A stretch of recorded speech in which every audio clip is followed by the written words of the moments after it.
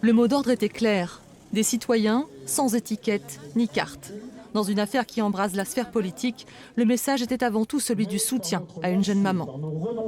Aujourd'hui, je vais être debout avec eux. Voilà. Quel message que vous souhaiteriez faire passer, entendre ce soir? Le respect.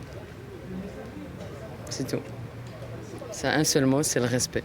Nous sommes ici aussi pour dénoncer le climat qui ne date pas d'hier, le climat qui règne en France, de suspicion, de stigmatisation à l'égard de nos concitoyens musulmans en général.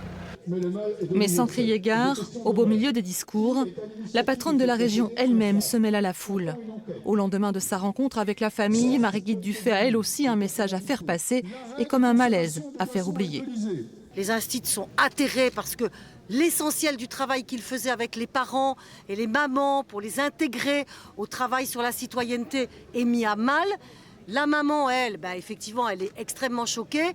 Il va falloir que petit à petit, les émotions disparaissent, que la raison l'emporte. Je leur ai dit, la raison, regardez, c'est que le pays vous protège. La République, elle vous protège. On a des lois qui vous protègent.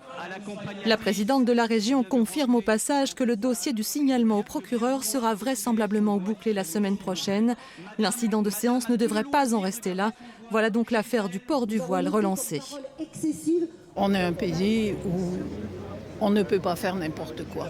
Il y a quand même encore, disons, une minorité qui, espérons-le, deviendra une majorité, sera pour que les gens soient dans la rue, libres de leurs opinions politiques, religieuses ou autres.